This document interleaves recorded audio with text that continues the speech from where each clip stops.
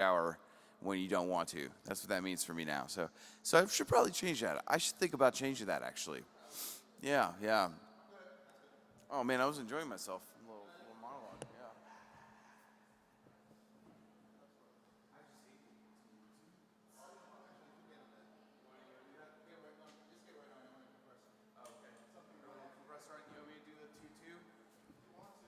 Okay, this is the audio tech thing. You just normally they don't talk. They just go two, two, t, t, two, hey, hey, hey, one, two, two, two. Oh, get right on it? Okay, I'm right on it, but, give it a little inch. Okay, here, I'm right on it. Two, two. Hey, this is about sort of, confident level, loud speaking level here. Good? Cool. I'm glad you enjoyed my speech.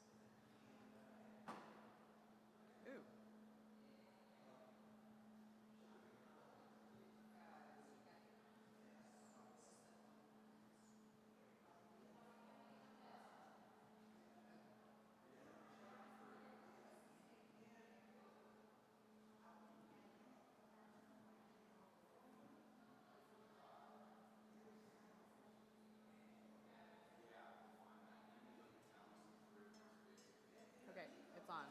Yep. Yep.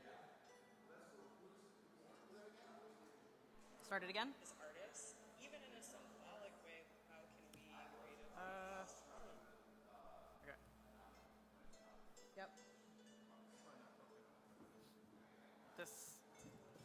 So here from here, yeah. as artists, even in a symbolic way, how can we creatively respond? Hang on 1 second. You know what it is? Oh, no. Is this a case? Yeah. So should we take it out? Yeah, it's not letting it go all the way in. Sorry. Okay. I haven't taken this off in a while, but hold on. Stop this. Oh, yikes. Okay. Let's get out of here. I'm actually gonna eject this to. Right. Are you playing it from the stick? No, Okay. I just want to make sure. I'm not. It's my computer. You know, I'm. You want to unplug everything? Yeah.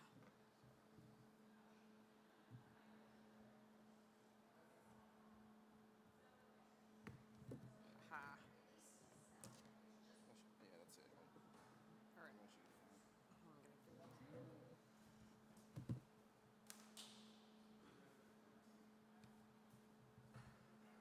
Put this in here.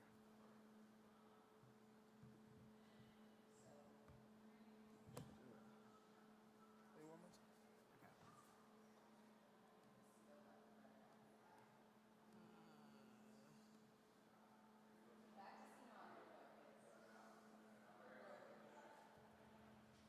Okay, good. Should I turn it all the way up? Okay.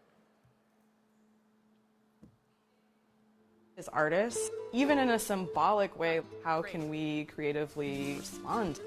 We who believe in freedom cannot rest.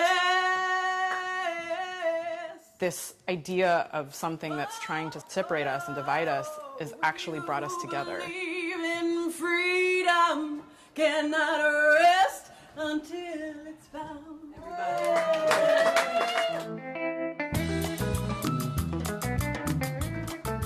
It really does feel like this wall kind of took on a life of its own. All right.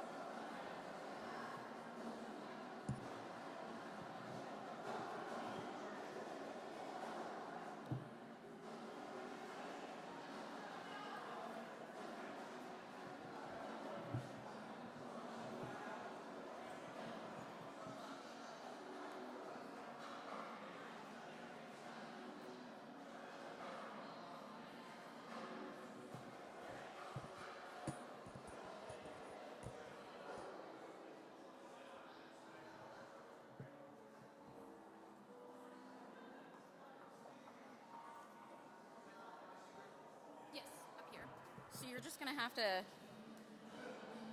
like when you change, you're gonna have to just like, boop. Got it. Because we were gonna do the toggle, but for some reason he unplugged it, and I don't know what's going That's on with fine. it. Okay. Is it dangerous if I move this up after that comes off or no? Oh, you know what? You need all these names. Never mind. Yeah. Okay, I got it. Yeah. I was like, that's the names of everybody who's graduating. Yes. Yep. And did you test the video sound? Yeah. Okay. Good. Yeah, yeah. I was like, okay, cool. We're good. Yeah. Okay. So they'll. Oh, great. Okay. So it's We're up. good. So yeah, you'll just come up and then you'll go to your slide and.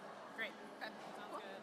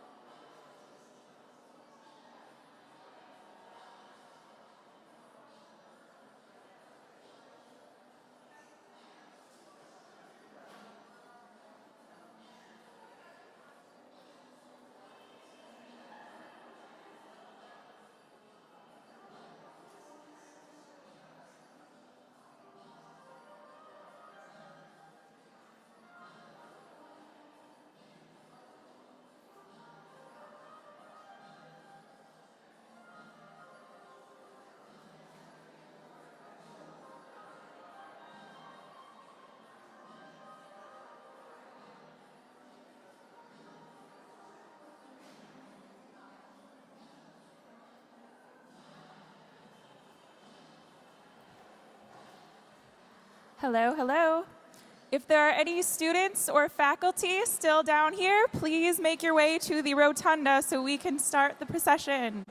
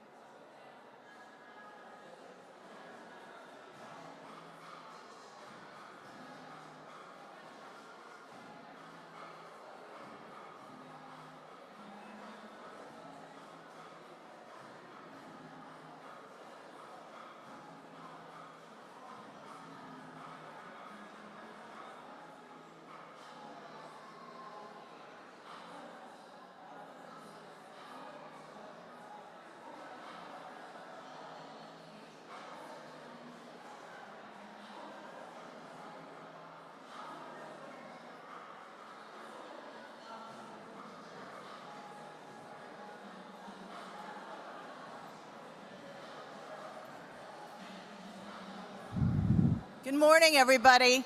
We're just about to get started. This is a last call for all the students and faculty of the Corcoran to go upstairs to the rotunda for a champagne toast, and then we'll start the graduation shortly after that.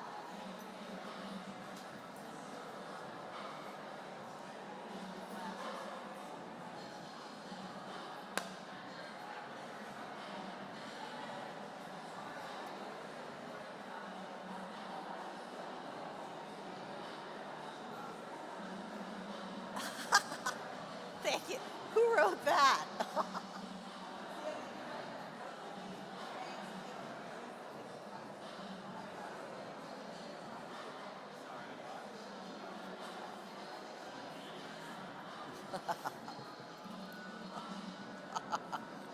Oh, is that Sanjeev? Sanjeev. Okay. That's nice. Yeah, he's right. He's right because even yesterday he kept giving me assignments. Now you do that, so I'm gonna like as soon as I finish, I'm just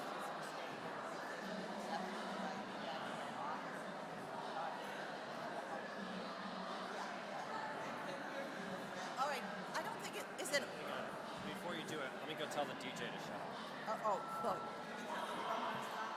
Is it not? I don't know if it's on. Hold on.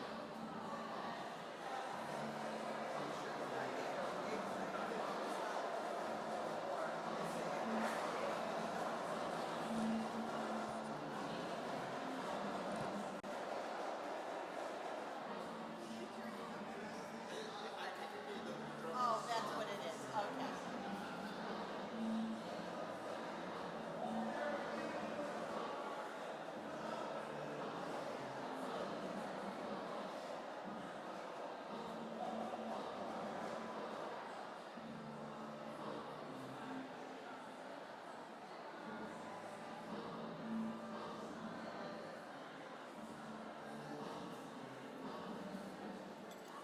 The drums are still on.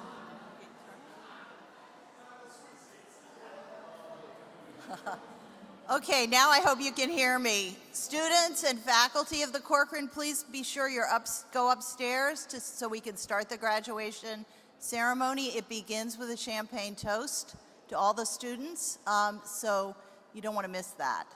And then we'll be starting in a second.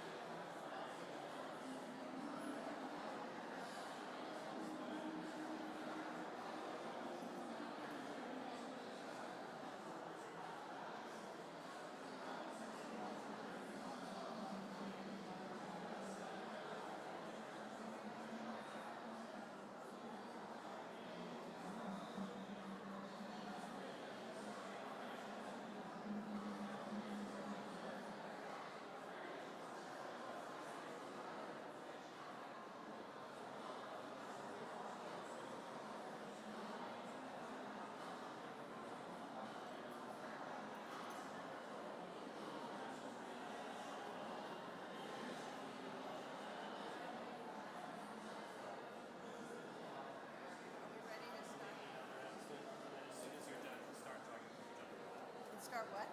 As soon as you're done your announcement, we'll start drumming.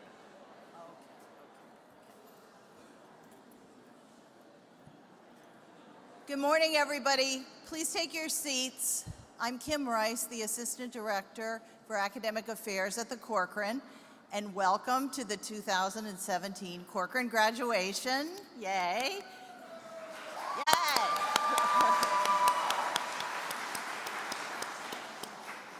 The academic procession is about to begin, so please silence your cell phones. Leave them on, but just turn them off. And then I want to remind you that pictures of all the graduates will be taken on stage, so you can take them from your seats, but we will have pictures for you too. And please remain seated during the ceremony, and thank you everybody for coming to support your students. Okay.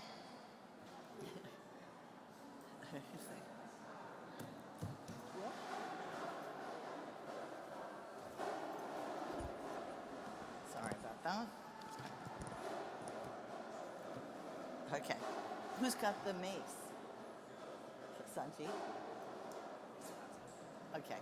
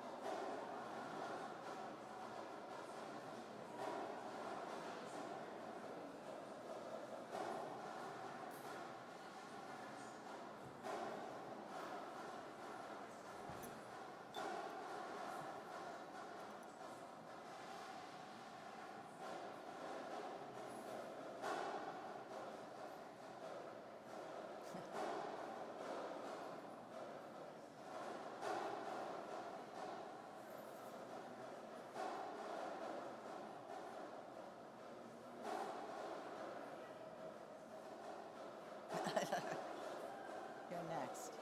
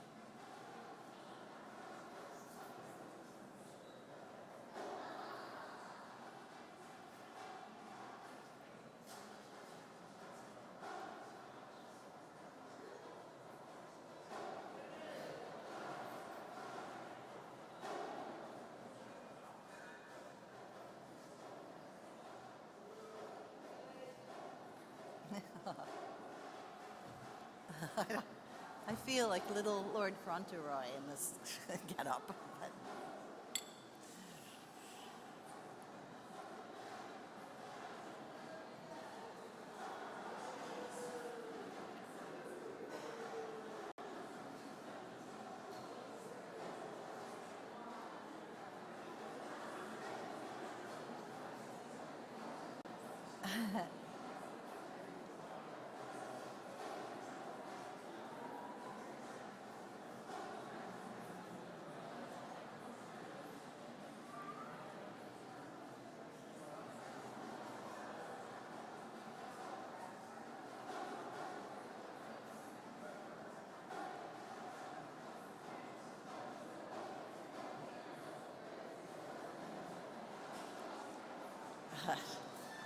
Don't cry. I know.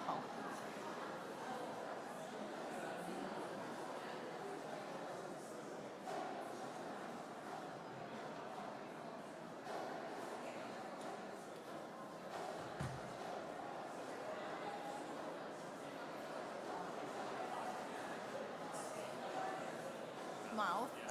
Okay. Thanks, Sam.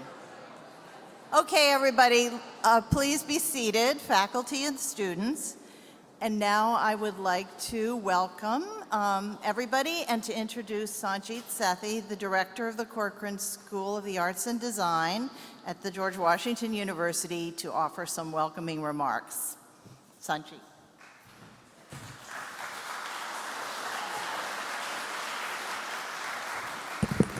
Good morning, everyone. That's pretty good. That's okay. Let's try it again. Good morning, everyone. Jesus, yeah, thank you. Thank you, Kim, and welcome guests and our esteemed to-be graduated students here of the class of 2017. I'm Sanjit Sethi, the director here at the Corcoran School of the Arts and Design. And I could think of no other place I'd rather be today than right here in this building with all of you. Beyond recognizing the graduating class of 2017, we have an opportunity and, dare I say, an obligation to honor 3 other components of this community that really need to go, can't go unrecognized. The first is an acknowledgement of our faculty, including our emeriti faculty, who've gone above and beyond to instruct, to mentor, to demonstrate and critique, to cajole and push and badger at times this class, and they've done so with a real fidelity to the mission and goals of the Corcoran. And I ask that any of our faculty to stand up right now and be recognized by the rest of us.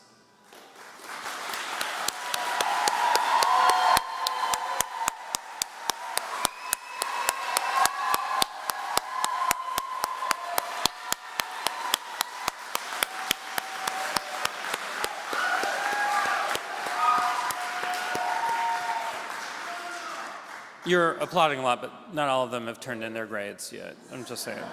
So just saying. I'm continually impressed with our faculty and the care and cultivation that they take in these efforts to educate you and your peers. And at the same time, there's also another group that we really need to recognize, and that's the idea. That's our parents and partners and spouses and very good best friends that have been alongside all of you during your times of not just when you've had your successes, the opening of this exhibition being one of them, but also during some of the times when you felt like you were hitting a wall and you were frustrated. So if you're a parent, a spouse, a partner, a best friend, I ask that you stand up and be recognized as well.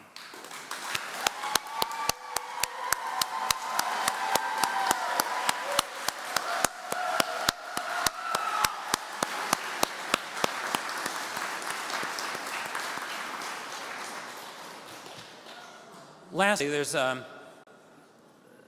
there's a group that seldom gets recognized at events like this, but it's the reason why we need to, which is the team of support staff that we have here, whether they're our custodians, our studio coordinators, our advisors, that have all made sure that you could have the education that you sought after. I don't ask them to stand because most of them are standing already because they're constantly working. They're making events like this seem seamless.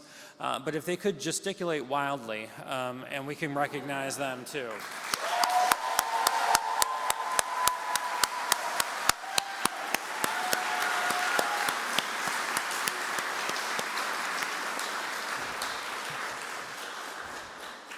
We're honored to have Malik Stewart, who's a local drummer from Vision DC, be performing this morning, and we're honored to have that presence, that local creative acumen that so defines who we are at the Corcoran. So thank you, Malik.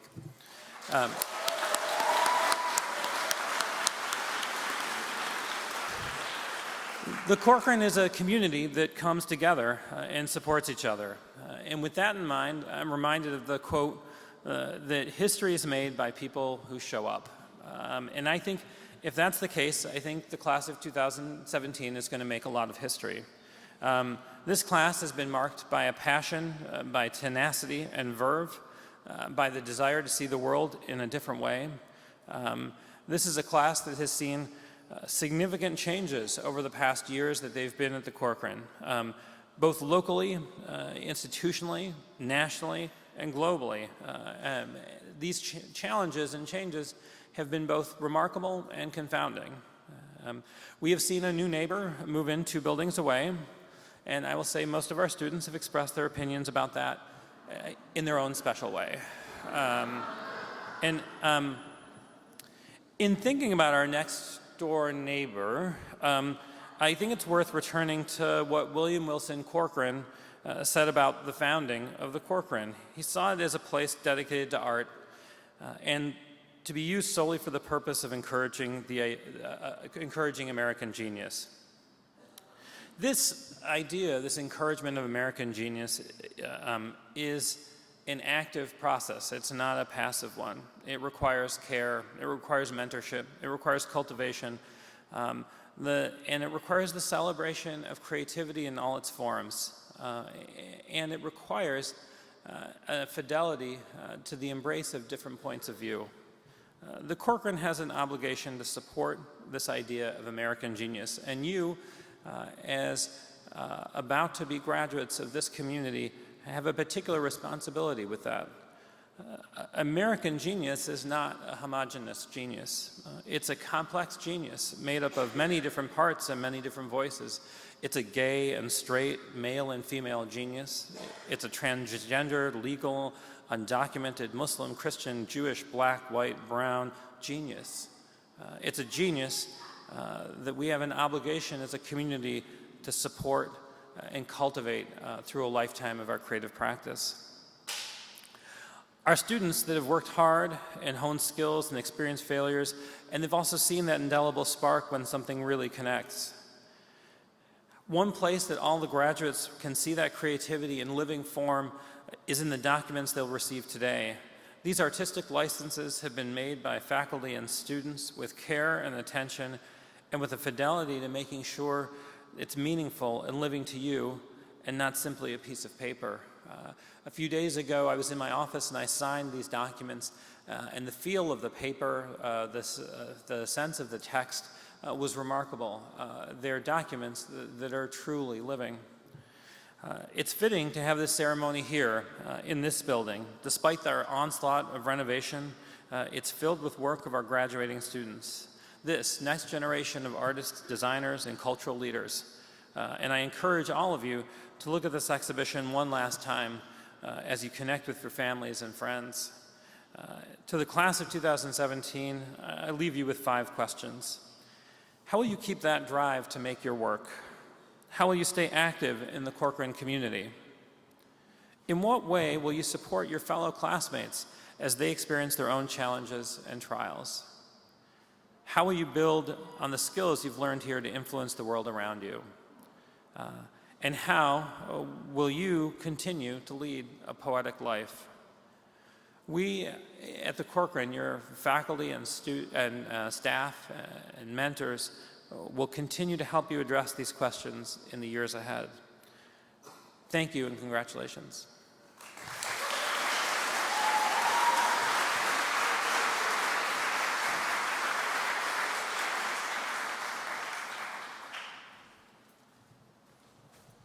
Thank you very much, Sanjeet. Now we're going to the student speaker, and for the class is Ricky Altizer, and he's graduating today with his BFA in Digital Media Design.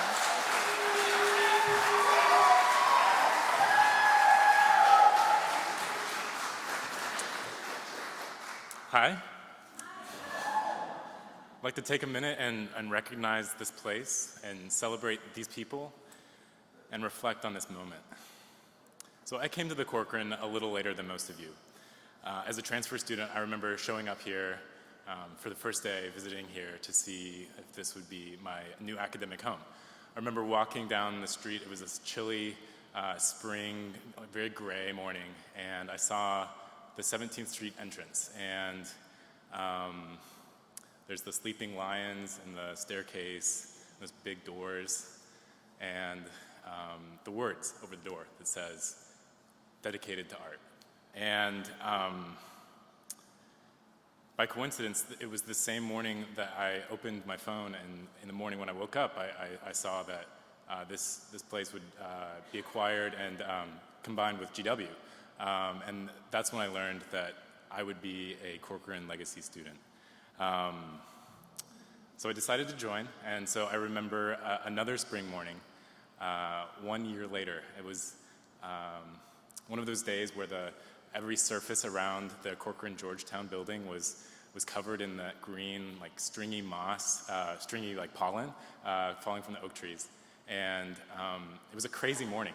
It was the morning of my final review sophomore year. And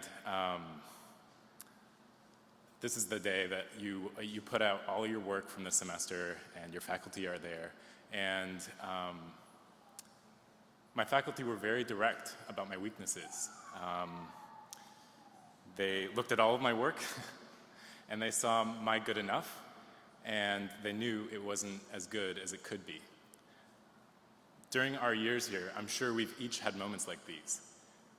It proves that the words on the door ring true in the conversations that we have with our faculty and our peers. This dedication carries through this place and through these people. These moments of critique weren't easy for any of us, but they were what we needed. I think we all learned that cork love is sometimes tough love. This is a special moment for our community. Our faculty are giving us this artistic license. They're affirming that yes, just like this place, we are dedicated to art and used solely for the purpose of encouraging the American genius. But as we just learned, those aren't my words, those are William Wilson Corcoran's.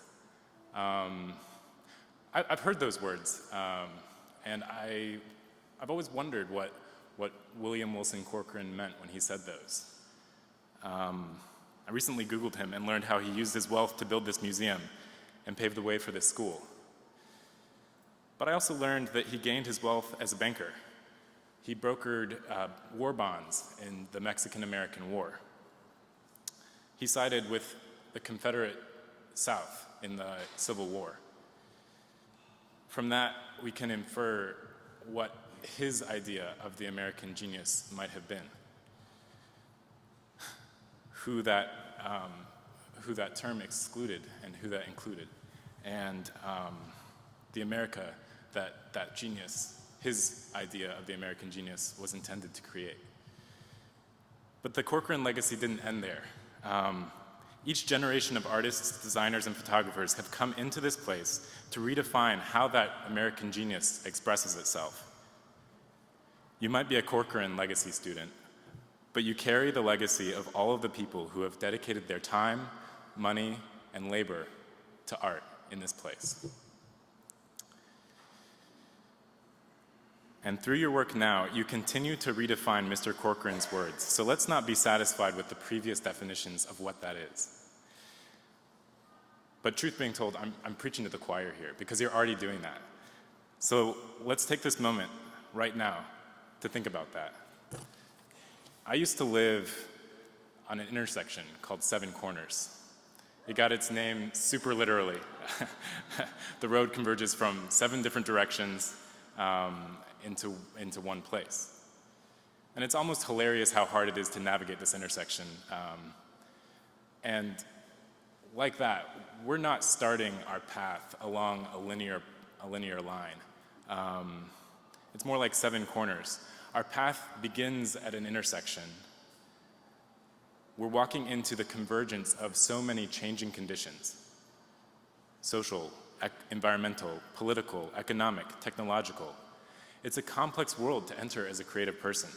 And you don't need me to tell you why this moment is peculiar.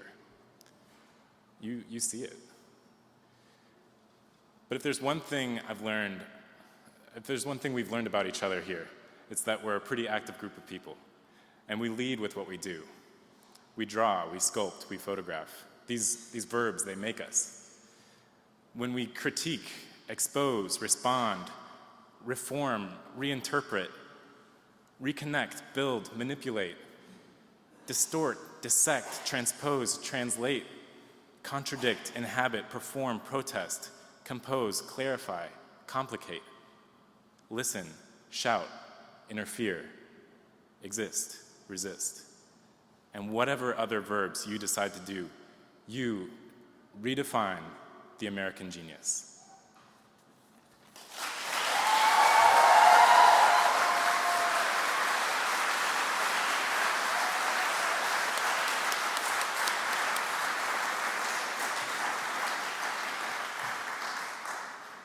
Thank you so much, Ricky. That was really great. And Sanjit, do you want to come to the podium?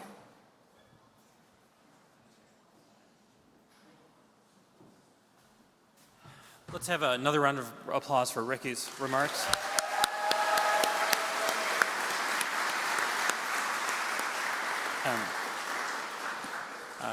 It's my honor to next introduce our 2017 graduation speaker, but before I do, it's worth us just spending a moment understanding why. We weren't trying to prolong the ceremony to have a graduation speaker. The reason why we're interested in having a graduation speaker is because we as a community believe that we're always learning. We want to get the most out of this idea of it being an educational environment. So a graduation speaker for us isn't an opportunity solely to kind of listen to someone ruminate about some ideas. It's a process of learning that we expect occurs just up until this last moment when you get your degree. And I can think of no greater person to be able to be the 2017 graduation speaker than Sita Kuratomi Bhowmick. Sita is a conceptual artist who's been working with craft and food to tell stories around migration and labor and identity. She holds a BA in studio art from Scripps College. She has an MFA in interdisciplinary art and a master's in the arts in visual and critical studies from California College of the Arts. She was raised in Los Angeles and born and based in Oakland, California. She is both of Indian and Japanese Colombian descent. And her international projects include dusting curry powder in an Irish castle, importing artisanal goods across the US-Mexico border, and leading a Recipes for Peace workshop in Hong Kong. She's also co-founder of the People's Kitchen Collective, which puts on large-scale food projects to start to cultivate discourses around issues around immigration, identity, and labor. Her work is intrinsically intertwined with activities around making, as well as this engagement with all of the senses. She's a brilliant thinker and one of the most empathic people I know. It's my pleasure to welcome Sita to the stage as our 2017 honorary speaker.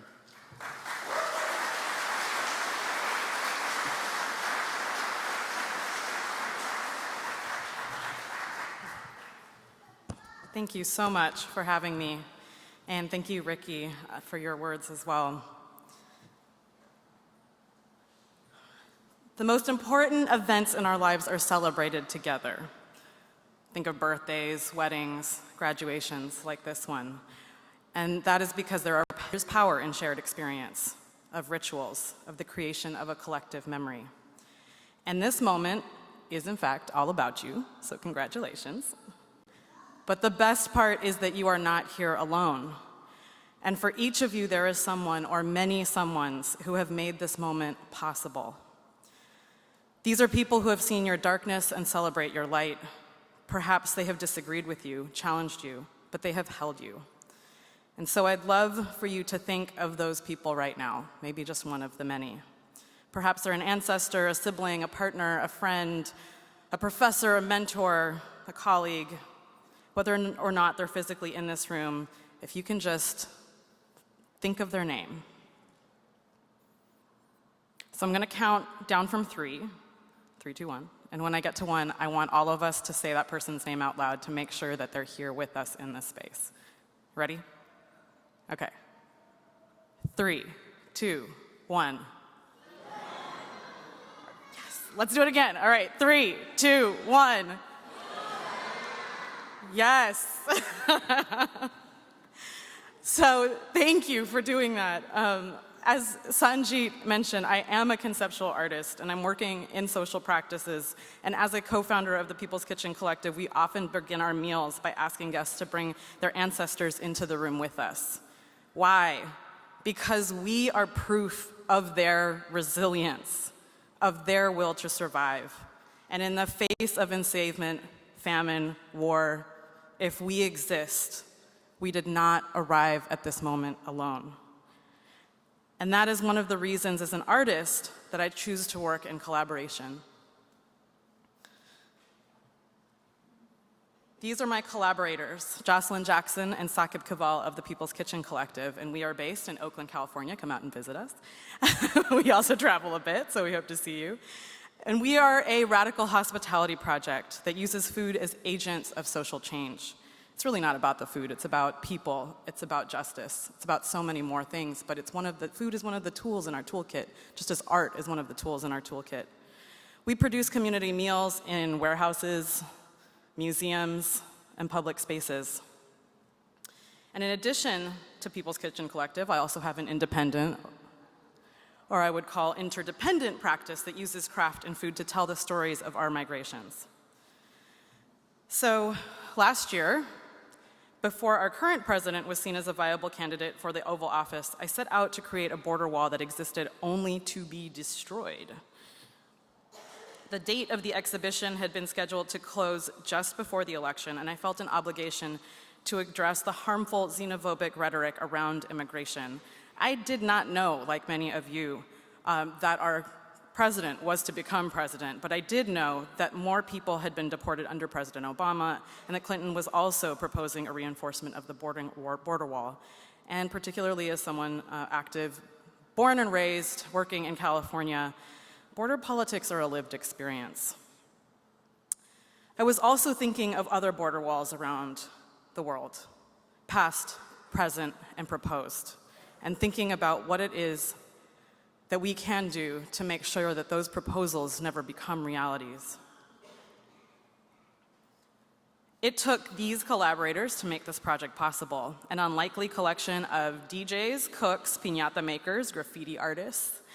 Some of us were friends, and others had only this project in common.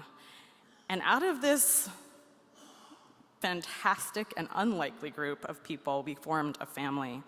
And what we built together was much more than what each of us could have done individually. And so this is the reason for me to be in any relationship, really, whether it's a partnership, whether it's a friendship, whether it's a marriage, when what is possible together is greater than what is possible alone. And in fact, that's the reason that you signed up to go to school. Because what is possible here together is greater than what is possible alone. Our relationships with each other, professionally and personally, and all of their challenges have the potential to enact the world that we want to live in.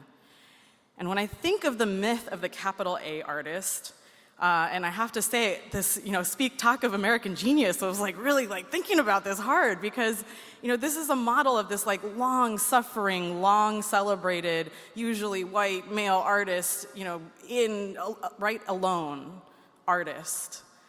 And I don't actually think that it's happened that way. I think that's the way the story gets told. And so I'm looking to different models. Because if success falls in the forest, that was only one of many trees. So I'm going to show you a short video that hopefully gives you a little bit more of an idea of this project. Estamos contra el muro, or We Are Against the Wall.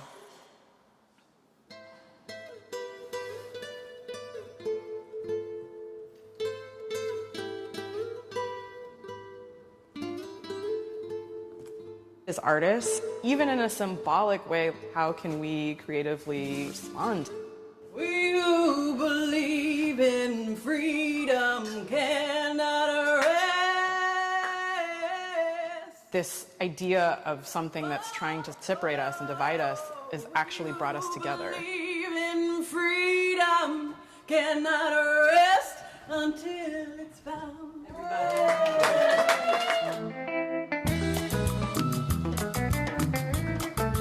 It really does feel like this wall kind of took on a life of its own.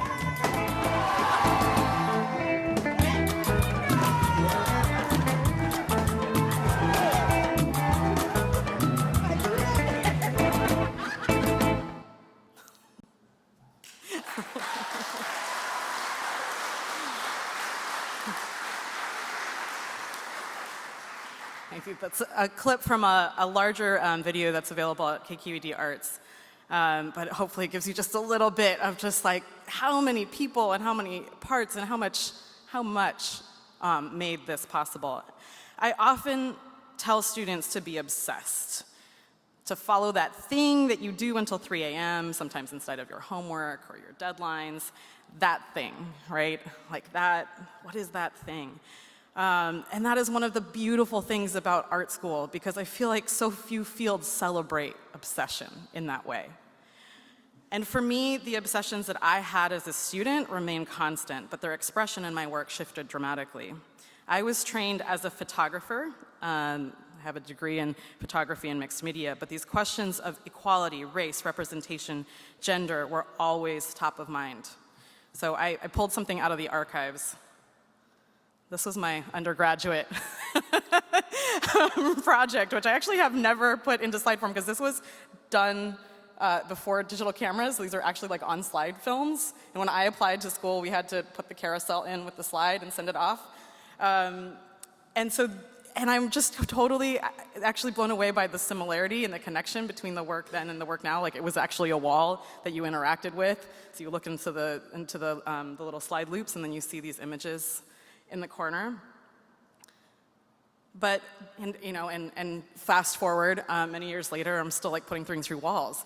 And so the optics have changed of these projects. But, it's those obsessions.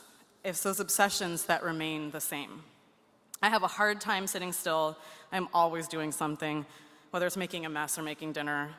It is something that I learned from my equally restless elders, for whom it was a survival tactic. After completing a degree at Scripps College, I wondered, was art a fleeting obsession? So this was top of mind after I completed that project that I just showed you.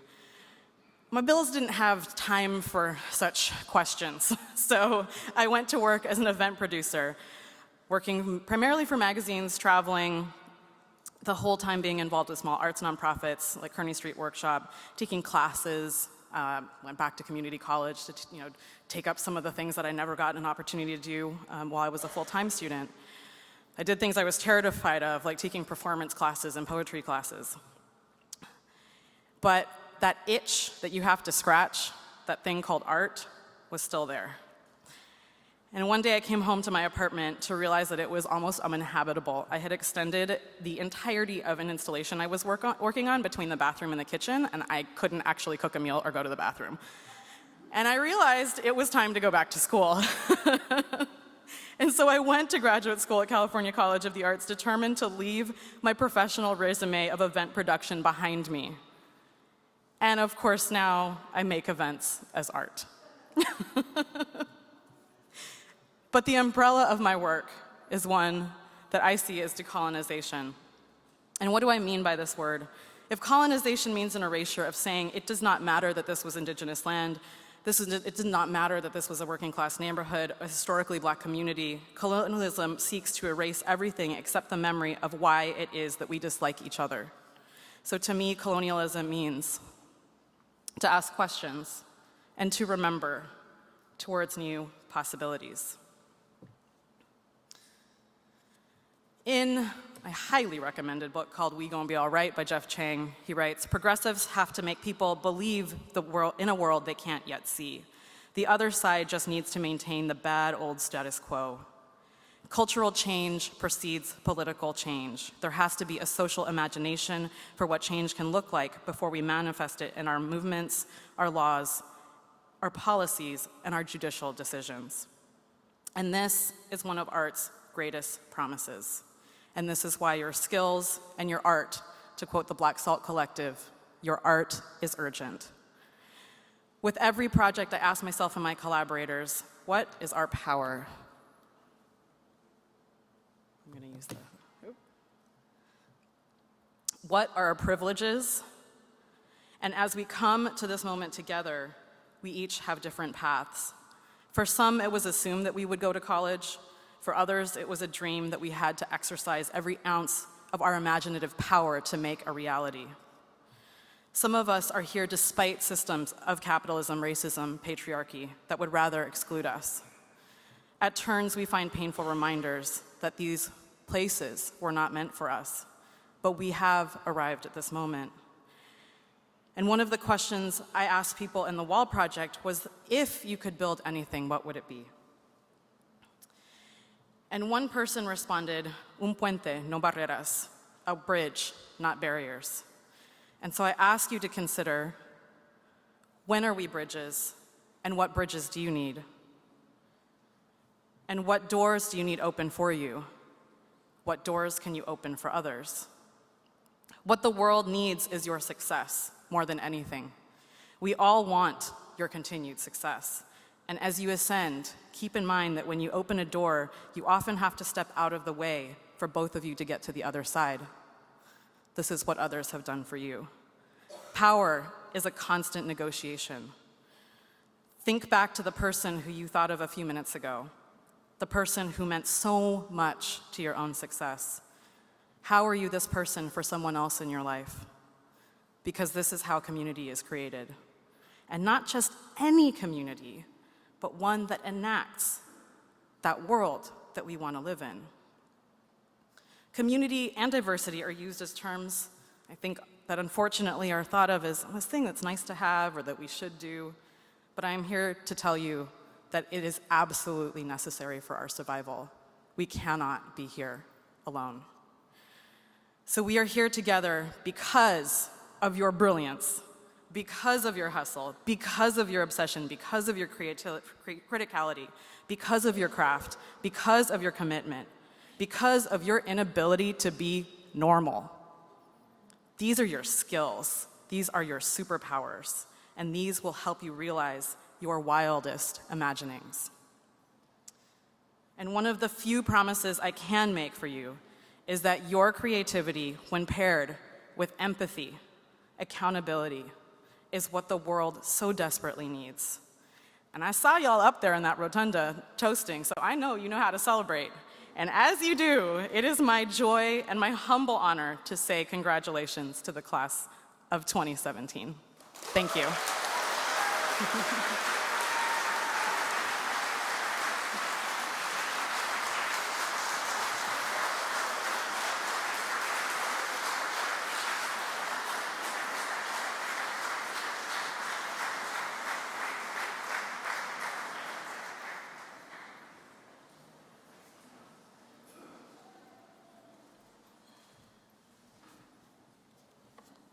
Thank you very much, Sita.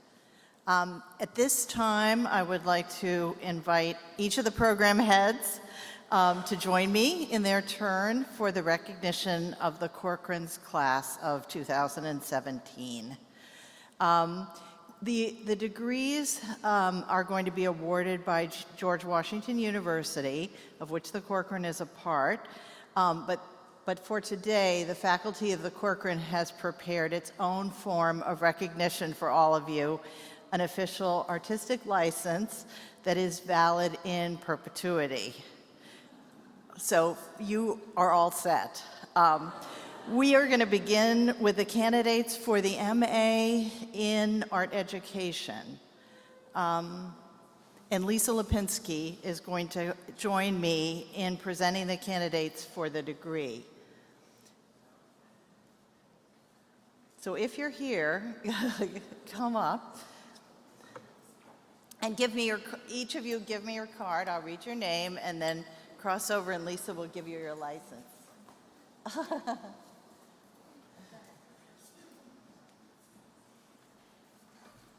Welcome. Oops, then first one I drop. Okay, Amanda Jane Hofstetter. Hey!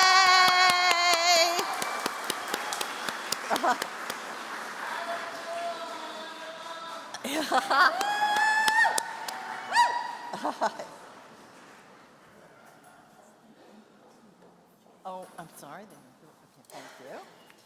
Judy Beth Green. And this is the correction to the program. This is an MAT in art education. Thank you. Brittany Gilbert.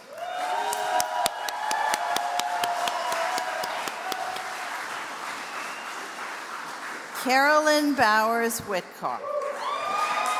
Yay!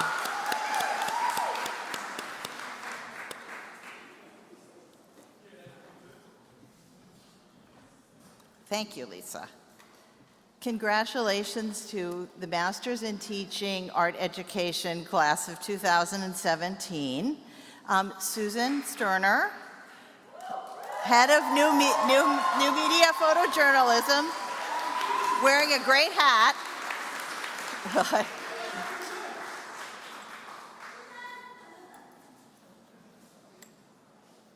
Okay. All right. Duma.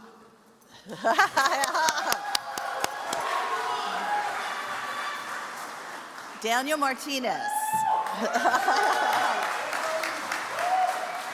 Nasrat Talraiti. Bailey Edelstein. Katie Dance. Yay. Oh, your name I had problems before. Mimi Dotrobon. Could I do better? Thank you. Carrie Aberbrook. I don't want to rush you guys. Caroline Space. Thank you.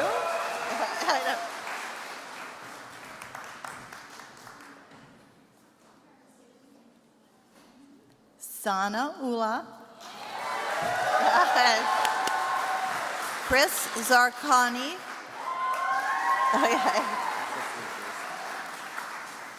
Jim Sun. Thank you, Jim. Okay. Ethan Tian. Amanda Tyler. David Sheelip.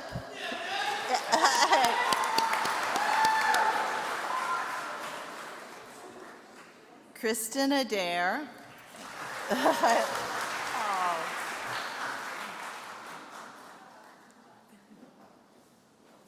Susanna Lomax Stevens. And daughter.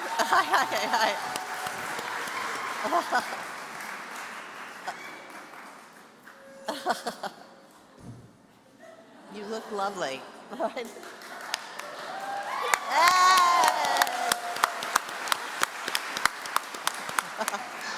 Oh, Joy Yi. Okay. Botan.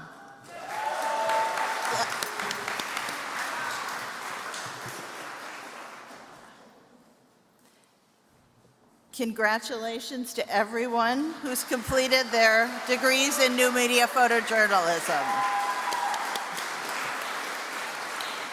Claire.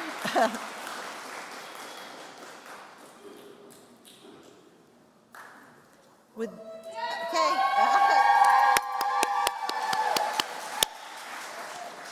Get the flowers.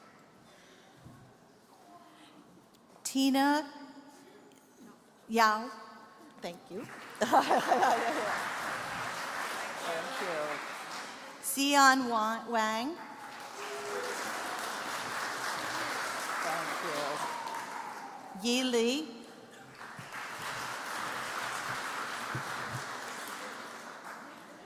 Hannah, hi. Hannah Chasen. Thank you. Amelie Balson. 2 degrees, right? Audrey Leo.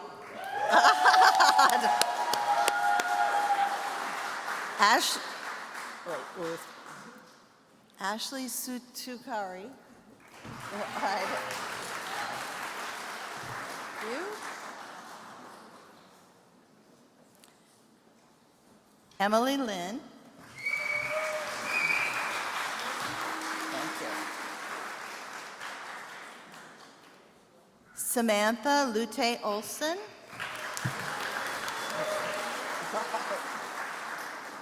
I know those stairs. Catherine Shimmering. All right. Thank you. Rashon. Okay. Thank you. Hillary Rashon.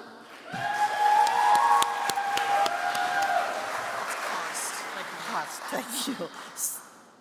Sawyer Cost.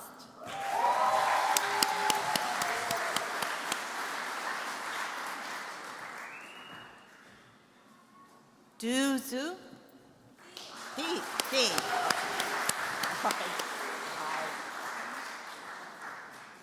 Katura Betts. No. Okay.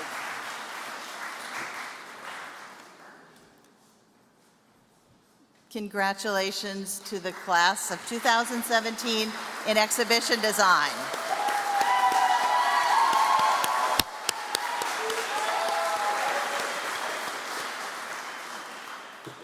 Lisa, do you want to come up for interior design? We don't have anyone here today. Okay, sorry.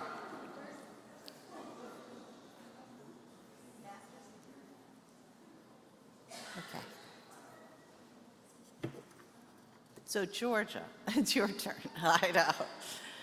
This is Georgia Deal, Associate Faculty of Fine Arts, to present to the candidates for BFAs in Fine Arts. Okay. Thank you. Anthony Patterman.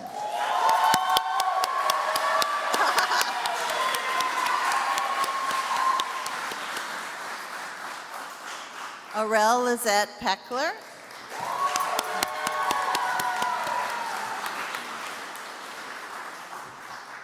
Alice Senga.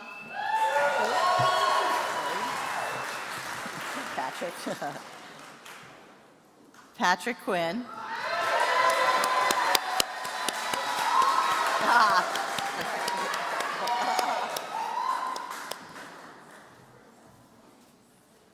Noah McWilliams. Byer, thank you. Kayla Byer.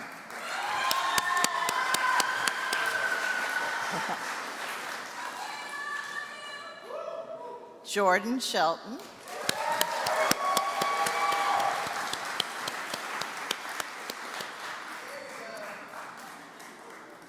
Khadija Wilson. Sorry about that.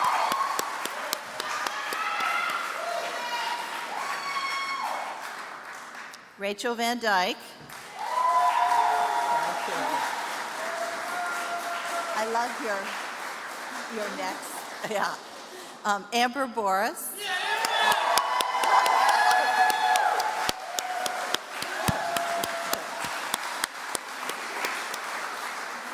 that it? Thank you. And please congratulate everyone in the BFA Fine Arts class of 2017. Frank DePerna, please.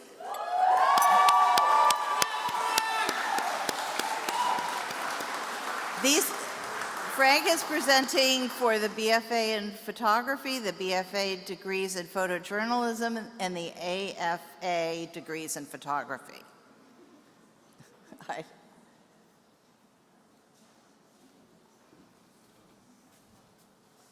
Eddie Aldima.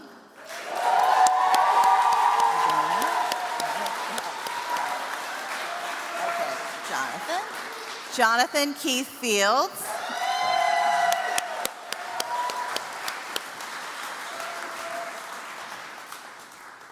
Robert Shire. Hi, how are you? Congratulations. All right. Jennifer Jensen.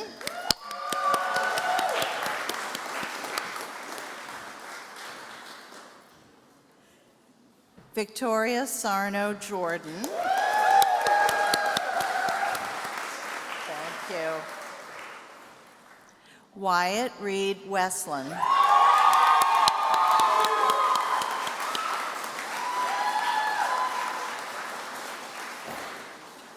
Samuel Hickok McGahee.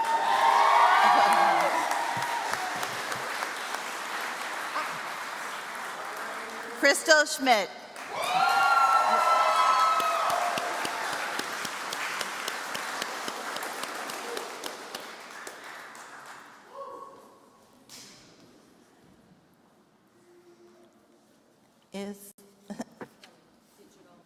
Okay, thank you, Frank.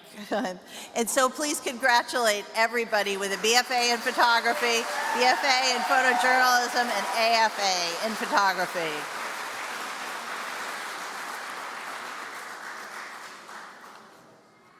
So now, Johan, would you come to the stage? Right? Okay, for this, Johan will be presenting to the BFA degrees in digital media design and graphic design. Jack Mead.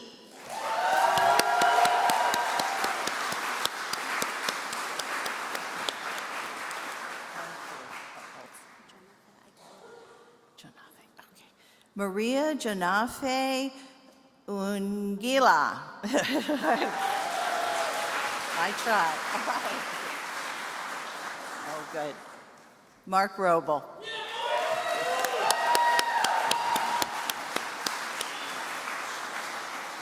Ricky Altizer.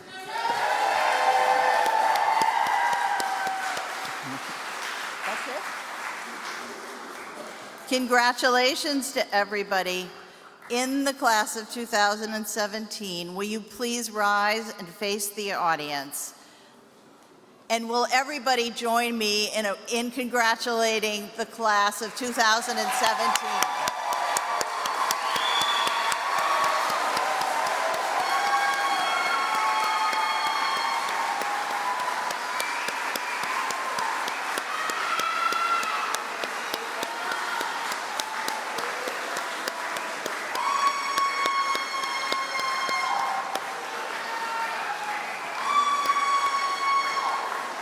It's you, yeah, no.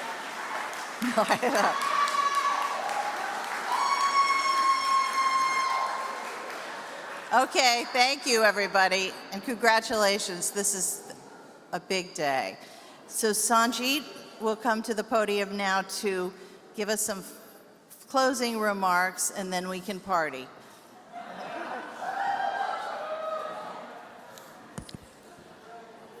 I want to thank Kim Rice for her role in today's proceedings.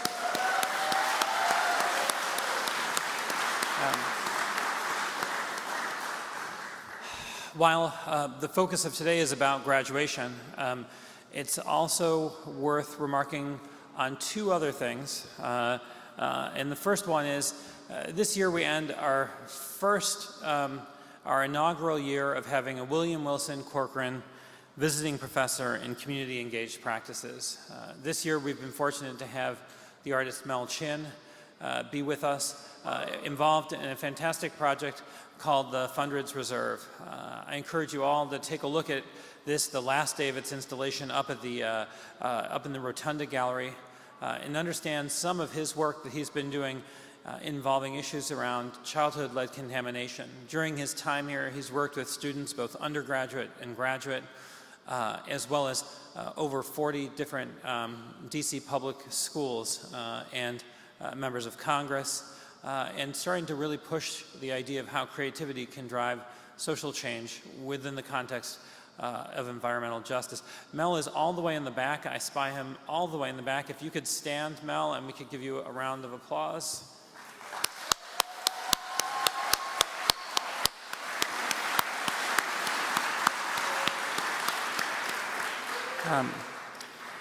It is also time to say goodbye to a fantastic colleague and a remarkable professor. Claire Brown, currently the head of our exhibition design program, leaves us to become Chief of Design for the Smithsonian National Museum on American History.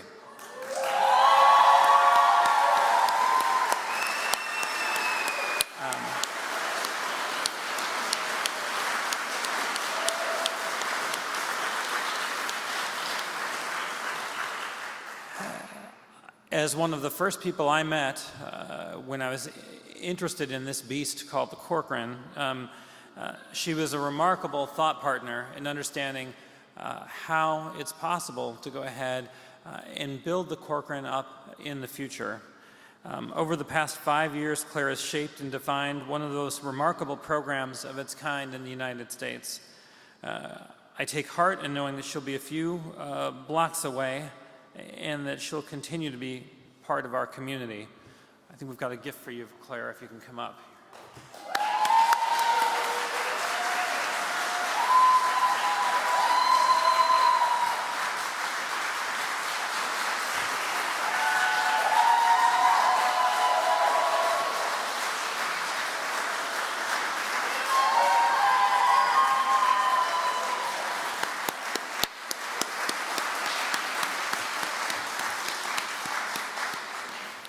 Just a few blocks away, just saying.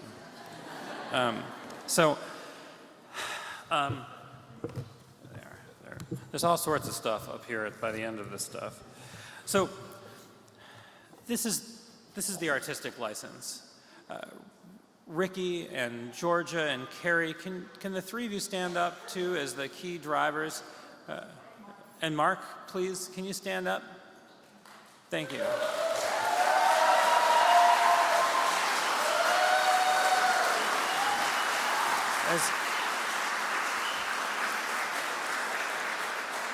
You'll notice that in addition to the signature which I've occupied here, there's 3 other slots there. While you're engaging in your celebrations, you're stuffing some food in your face, take out the certificate and find those mentors that meant the most to you and have them sign this document. Use this time together, as Sita so articulately put, to really go ahead and affirm your commitment to this community. These are truly living documents, but they require you to do one last step. So please, I encourage you to use this document to its fullest potential, to really activate it by having people sign it that you think really truly provided you with that mentorship and that certainty that you had within your education. So this concludes the 2017 commencement exercises for the Corcoran School of the Arts and Design. Please join us in galleries 1 and 4 for the commencement brunch. I'll ask the audience to please rise and remain standing until the speakers, faculty, and graduating classes have exited the atrium. Thank you, and again, congratulations 2017.